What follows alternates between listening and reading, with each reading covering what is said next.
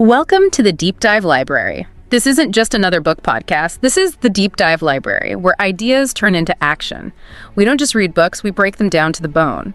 If you're hungry for insights, obsessed with growth, and ready to apply real lessons from the world's most powerful books, you're in the right place. Don't forget to subscribe, comment, and share, because one idea here could change everything. Hit that bell, and let's dive deep.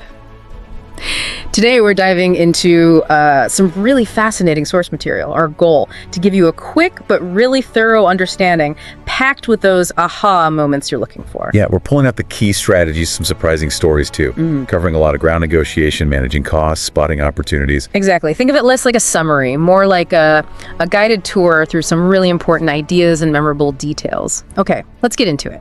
So right off the bat, what jumps out is this distinct approach. It's like a mix of really bold ambition, but then also this surprisingly practical side. Yeah. Like what? Well, take the USFL thing, the football league.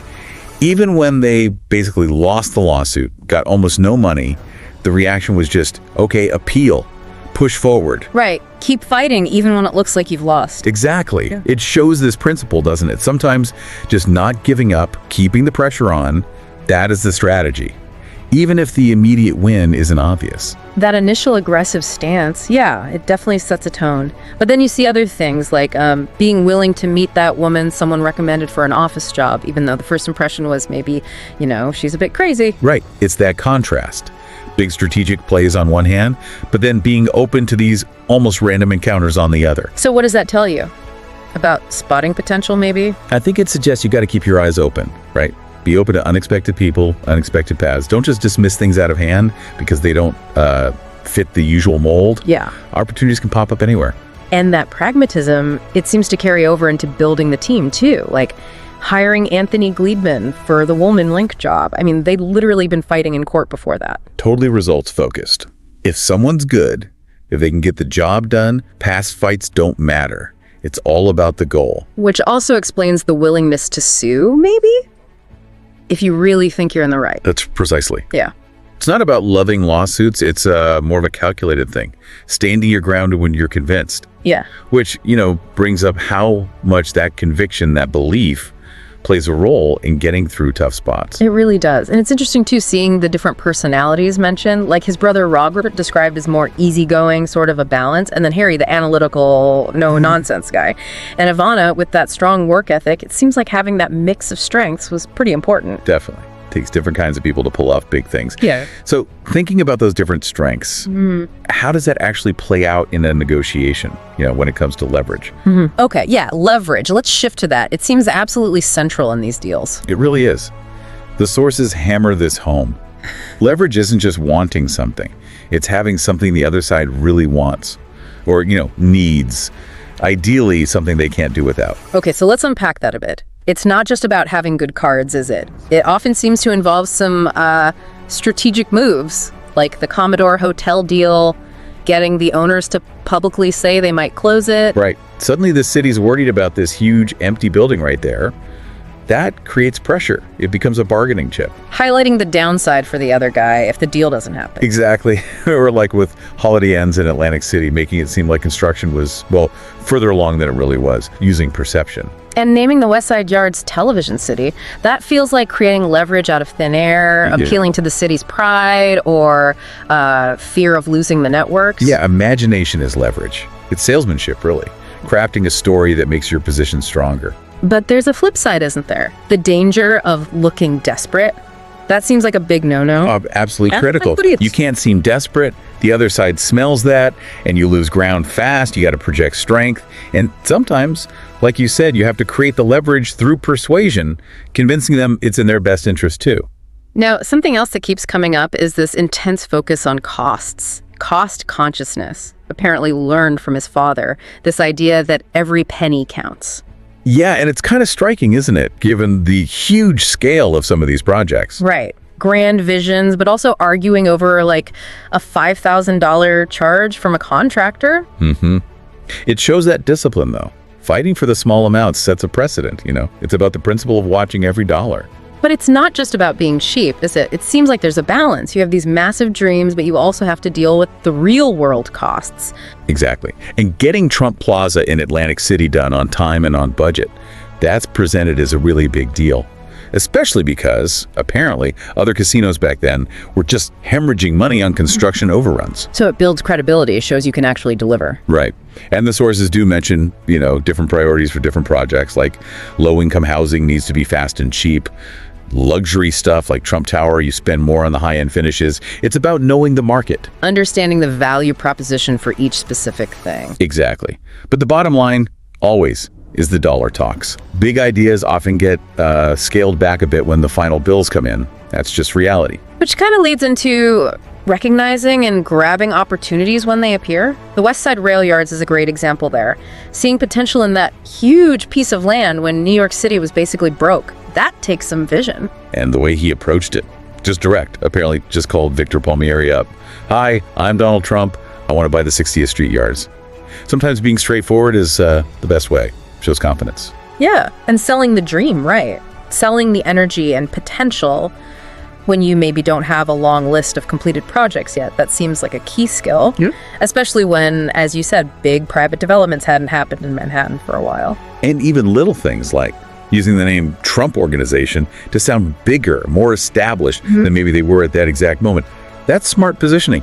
Plus, using political connections where possible, even if they have limits, it's all part of the game in a place like New York. Building that relationship with Palmieri seems like it was absolutely key. Getting those exclusive options, no money down up front, even getting development costs covered initially. That's an amazing deal. Yeah, really good negotiation. Palmieri's assessment, mentioning drive, backing, and imagination. Yeah. That sums up what was being sold. But then there's that reality check, right? The anecdote about great line of shit, but where are the bricks and mortar?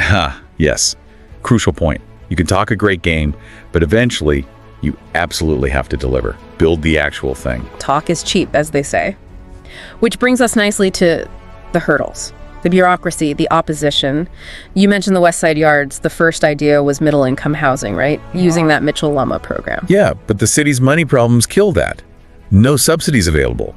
And that Mitchell-Lama, for anyone listening who doesn't know, was a state program for subsidized housing, but it needed city funding, which just wasn't there then. So what happens? You pivot. Exactly. Yeah. That's what's interesting. The plan changes. Okay, housing's out. What about a convention center? Maybe on the 34th Street site instead. It shows adaptability. You hit a wall, you find another way. And bringing in the right people, like Lindenbaum for zoning, a Sunshine for politics. Very deliberate team building for specific problems. And the PR stuff, like that Miracle on 34th Street banner, that's about building public support, putting pressure on the politicians. But as the sources say, politicians have different priorities sometimes, don't they? Cost isn't always number one for them. Right. You realize you need a different kind of argument, maybe more persistence. You have to keep pushing. So getting the convention center built, even if the financial return wasn't amazing for him personally, it felt like a win.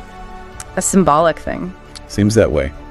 Proving it could be done, beating the opposition, and offering to name it after his family.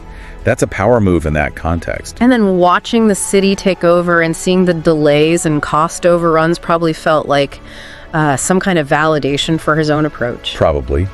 And deciding to let the 60th Street Yards option go later because it looked too difficult, that's pragmatic too, knowing when to focus elsewhere. Okay, let's dive into one specific deal that really shows risk and reward. The Commodore Hotel, calling it fighting for a seat on the Titanic. Wow. That tells you something. It really does. But the key strategy here seems to have been minimizing the financial risk up front. Lots of time and energy, yes, but not putting down big money until the key pieces were lined up. What were the key pieces? Tax abatement, getting the financing sorted, and finding a hotel operator. Couldn't commit real cash until those were pretty much locked down. So this deal was like a test case to prove he could handle something really complex. Show the banks, the press, maybe even his family. Yeah, exactly. Prove he could deliver the goods. Juggling all those pieces, Palmieri at Penn Central, finding Hyatt, dealing with the city officials. It was a complex dance. And the city being in such bad shape actually helped. Became leverage. Kinda, yeah. Arguing, look, I'm the only one crazy enough to try this right now in this area. Yeah. And playing on the banks, maybe feeling some civic duty, help revive the city. Clever angles. And the option agreement itself, Stalling on paying the option money, that's that risk aversion again. Manage the downside. Don't spend until you absolutely have to. Meanwhile, you work on the upside, like getting a killer design. Hiring Scott was huge. The vision was something totally new, right? Sleek, modern, not the old gloomy Commodore. Yeah, that anecdote about Scott rearranging the furniture shows that drive for transformation. And shopping around for architects to get better fees, finding Hyatt, getting initial construction cost estimates, all groundwork before the real money was needed. And Henry Pierce, pushing relentlessly for the financing. It sounds like persistence was key there too. Absolutely. And the tactics with the bankers: guilt, fear, moral obligation, hitting them from all sides. It also notes the difference between dealing with cautious institutional types versus more passionate individuals. Need different approaches. But the real linchpin seems to have been the tax abatement, that business investment incentive policy. Oh, completely game-changing. Asking for way more than expected, like a bluff, but then actually getting the economic development people on board as partners, that was critical. The structure of the abatement deal sounds complicated. Very. And Palmieri announcing the Commodore was losing money and might close. That put public pressure on the city to grant the tax relief. Perfect timing. And that other failed project, the Portman one, that helped the argument too. Like, see, you need to give big breaks for these things to happen. Exactly. Plus, having the Urban Development Corporation involved, with their power to condemn property if needed, that added another layer of security. But even with the tax break, the banks were still hesitant. Wow, times must have been tough. Yeah, it really shows the economic climate. They were comparing the Commodore's terrible numbers, low rates, low occupancy, with the projections for this brand new Hyatt. It was a big leap of faith. But the city turned around. The Grand Hyatt was a massive success, vindicated the whole thing. Totally. And finally, getting Equitable Life and Bowery Savings Bank to provide the financing. Each had their own reasons. Apparently that closed the loop. And the building itself, that reflective glass facade, caused a stir initially. Yeah, some controversy, but then it became iconic. Shows how bold design can pay off. And the lobby, designing it to be an event, that's understanding the customer experience. Although apparently some initial friction with Hyatt management because he stayed so involved. Well, yeah. Shows that hands-on style, wanting to make sure it stayed successful even after the deal was done. Okay, let's shift gears slightly. Bonwit Teller and Trump Tower. Another case of spotting prime real estate. Absolutely. That corner, 57th and 5th. Irresistible for a developer. But again, some initial skepticism when meeting with Franklin German. Seems common. Big visions aren't always immediately embraced. But the move with Jack Hannigan, that quick letter of intent, crucially without the board approval clause that was fast and smart, locked it down. Then the financing challenge. Chase worried because it was a leasehold.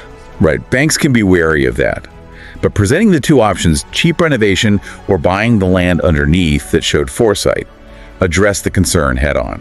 And partnering with Equitable to actually buy the land. That solved the leasehold problem. Exactly. Unlocked the site's full potential. And that negotiation over air rights with Tiffany's next door, with Walter Hoving, that's amazing. Yeah. Showing him the two models, the handshake deal, different times. Real old school gentleman's agreement. Seems like it. But then speed was crucial again. Close the deal, get Scott designing immediately, keep the momentum going. And the design focus. Size and views equals profit. Pretty much. Maximize what people will pay for. That quote about skyscrapers being machines for making money. Kind of blunt, but probably true from a developer's view. And overcoming the doubts about a huge glass tower there. Scott's joke about moving to Kansas if you don't like shadows. Yeah. Yeah. Shows the local resistance. But you also see the technical side, understanding zoning, floor area ratios, FAR, getting bonuses, using that arcade variance cleverly to maximize the size legally. It's not just vision, it's knowing the rules of the game. Definitely. And anticipating the fight with city planning over the size and look. Having that model of the smaller as of right building ready. Yeah. Genius tactic. Basically saying, approve this or you get this less exciting thing instead. Creates leverage again. And then the Bonwit store itself, Allied Stores, buys the branches, wants to keep the flagship. Yeah. That turned into an opportunity. A huge one. Negotiating that leaseback deal with Allied meant serious income coming in before Trump Tower was even built. Big financial cushion. And using that lease as more leverage with city planning. Smart. Very. Then dealing with community board opposition, making a few small concessions, seems to have worked there. And the fight for the tax exemption, those Article 78 proceedings. Sounds tough. Yeah, challenging government decisions legally always is. But winning that was another big boost to the bottom line. And the end result.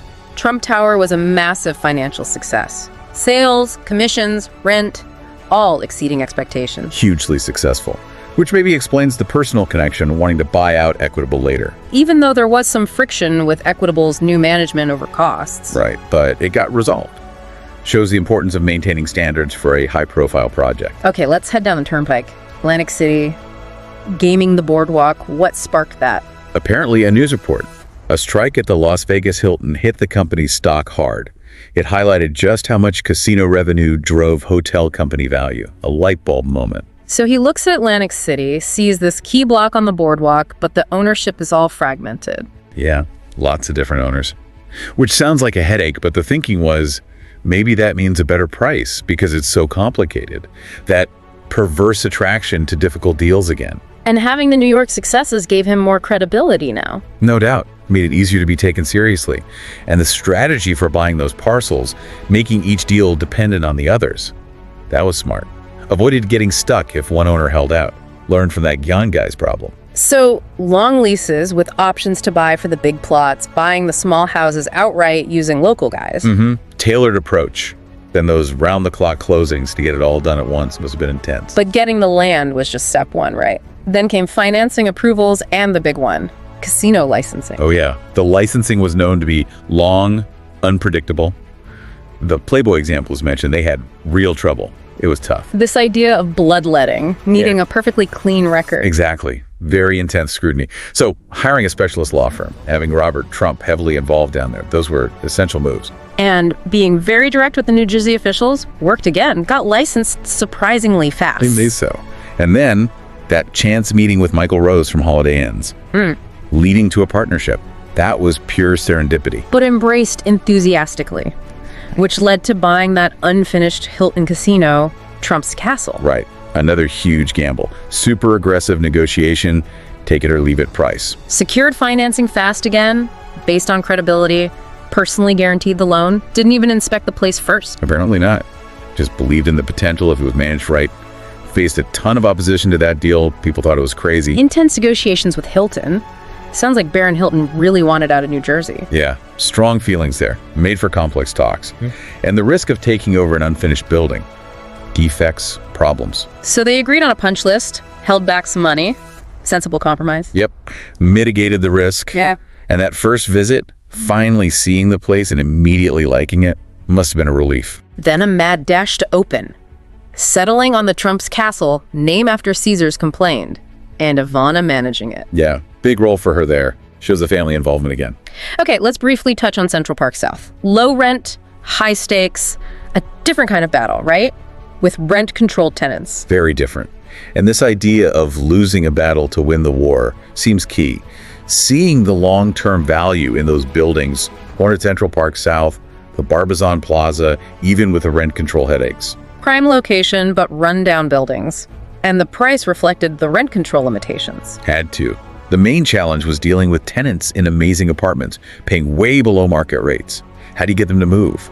Plus, the sources make a broader point about rent control potentially hindering the housing market. Right. And researching the tenants, figuring out who was wealthy, who wasn't, that was strategic, trying to understand their motivations. Though the mistake mentioned was not getting involved personally earlier in trying to relocate people. Dragged things out. Hiring a management company, tenants organizing, the harassment lawsuit.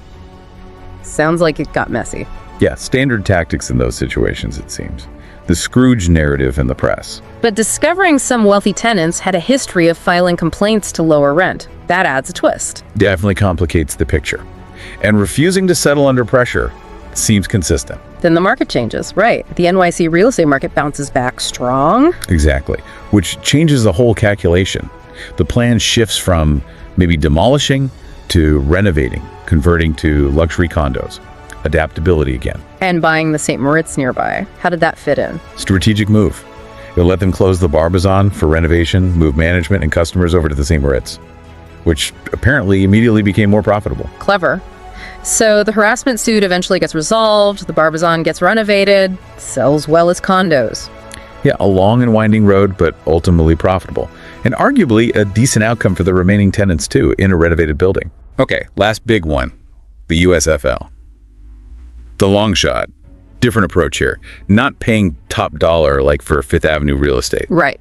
Buying the New Jersey Generals, a losing team in a struggling league, it wasn't a blue chip asset. And realizing the other owners didn't want to move to the fall season, that became the central conflict. Pretty much. He pushed for it, created a committee, and then learning about the NFL's supposed total war strategy against the USFL.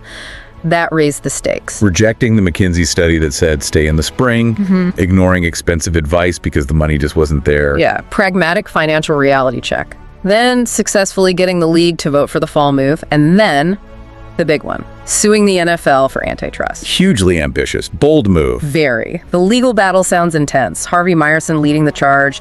Pete Rozell's testimony apparently not great for the NFL. But the verdict, NFL guilty, but only $1 in damages. How does that happen? Complex factors, right? Jury perception, maybe Meyerson style, the NFL somehow playing the underdog effectively, good PR by the NFL. Litigation is just unpredictable. So wrapping up with a week that was, just quick hits on where things stood later. Yeah, like selling the Holiday Inn stock, investing in Bally, the Bally fight and settlement profitable, tried by Resorts International.